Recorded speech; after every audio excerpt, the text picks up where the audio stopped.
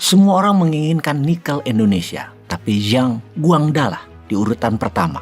Ini adalah tulisan Elliot Chen dalam The Nickel Pickle. Jadi, siapa itu Zhang Guangda? Zhang adalah bos besar Tsingshan Group, perusahaan logam Tiongkok, pemain utama industri nikel dan baja dunia. Kita semua pasti sudah tahu bahwa Indonesia adalah Arab Saudinya nikel, yang mana ini adalah laporan dari US Geological Survey 2023 yang menginformasikan bahwa cadangan Indonesia lebih dari 20 juta ton. Disinilah miris pertama yang kita harus ungkapkan. Mengapa Indonesia sebagai Arab Saudi nikel, tetapi negaranya dan rakyatnya tidak semakmur Saudi? Apa karena memang cara kelola negaranya yang salah, sehingga yang kaya adalah pihak asing, yang mana Indonesia hanya dapat pajaknya saja, tidak dapat manfaat dari kedaulatan dari kedaulatan nikel, seperti Saudi berdaulat atas minyaknya? Kita malah memperkaya perusahaan Tiongkok, Tsingshan. Tsingshan ibarat Apple-nya industri logam dunia. Dia sudah bercokol di Indonesia sejak 2014. Zhang Guangda mendapatkan karpet merah dengan regulator dan pejabat tinggi negara. Ada fotonya di Istana Negara tanggal 9 Juli 2019. Banyak kemudahan yang dia dapat. Bersama Bintang 8 Investama membentuk perusahaan patungan PT Sulawesi Mining Investment (SMI) yang pegang konsesi setidaknya 46,5 ribu hektar nikel di Morowali Industrial Park. Tsingshan juga investasi di Weda Bay Industrial Park. Selain Tsingshan, perusahaan Tiongkok lain mendominasi nikel Indonesia seperti Ningbo Legend dari Harita Nikel, kemudian Haozhou Cobalt di Pomala Block Nickel Industrial Area. 10 tahun terakhir, Tiongkok meletakkan investasi di bisnis nikel di Sulawesi dan Maluku Utara setidaknya 29 miliar dolar atau 430 triliunan rupiah, yang tentunya mereka berharap segera balik modal. Untuk memuluskan bisnis nikel Tiongkok yang terbukti berhasil menghabiskan aset Indonesia tersebut dan tidak membuat makmur warga setempat, bahkan APBN Indonesia pun tidak ada dampaknya dari investasi mereka. Yang pasti hanya satu hasilnya, aset nikel kita habis, tidak terganti uang dan tidak terganti kedaulatan nikel karena pemiliknya perusahaan Tiongkok.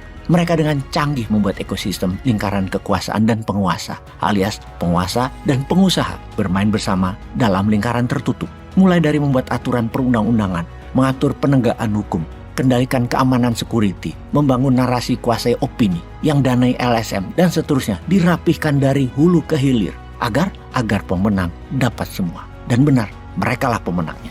Puncaknya, keluarlah Perpres 55 2019 tentang pengembangan kendaraan bermotor listrik berbasis baterai.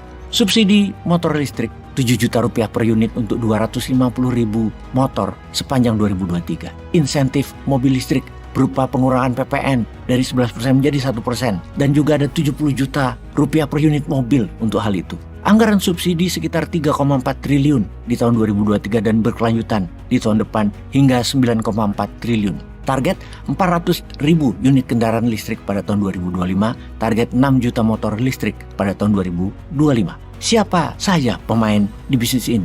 Polytron Evo Electric atau PT Hartono Istana Teknologi dari Hartono Bersaudara, Alfa Indika Energi Agus Lasmono, Elektrum PT Energi Kreasi Bersama Patungan Goto dan Toba terafiliasi dengan Opung, PT Mobil Anak Bangsa Indonesia MABI, foundernya adalah Kepala Staf Presiden Pak Muldoko. Baik Smart Electric terafiliasi Ketua MPR Pak Bambang Susatyo, kemudian Gesit dari BUMN Wika, dan juga PT VKTR Teknologi Mobilitas dari Bakri Group, juga perusahaan HNMI yang didirikan oleh Eternal Tsingshan Group Limited. Sekarang coba kita merenung, sebodoh-bodohnya kita, sekorea-koreanya masyarakat Indonesia, apakah pemilu 2024 nanti adalah murni sarana demokrasi untuk menyejahterakan rakyat Indonesia atau untuk melanggengkan kekuasaan segelintir oligark? Coba kita saksikan video berikut ini.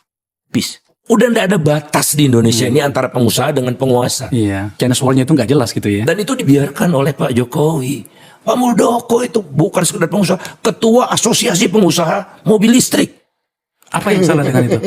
Penguasa dia. Oh. Penguasa itu membuat kebijakan, memberikan subsidi. Nah, dia yang datang-datang ke Menteri Keuangan itu, cepet dong keluar dan mengerikan. Pak Luhut juga punya perusahaan sepeda motor listrik. Dia ngomong subsidi sepeda motor untuk dirinya sendiri. Bagaimana sih Pak? Bagaimana mungkin Subsidi yang dikeluarkan oleh pemerintah kepada penjual. Bagaimana caranya? Kan harusnya di pembeli, di rakyat lah. Dan mobil subsidinya itu ke produsen. Mobil itu Kalau Bang Akbar mau beli mobil listrik, itu antrinya 6 bulan. Dan disubsidi, gila. Kan kalau nggak laku disubsidi gitu kan. Ini udah laku tanpa disubsidi pun mobil itu udah laku di Indonesia. Dan ternyata tetap dapat subsidi. Subsidinya puluhan juta per mobil. 70. Nah, sepeda motor 7 juta. 70 juta per mobil. Masya Allah, nggak pernah kejadian. Nggak ada kejadian. Nah itulah tidak jelasnya sekarang tidak ada batas lagi antara penguasa dengan pengusaha.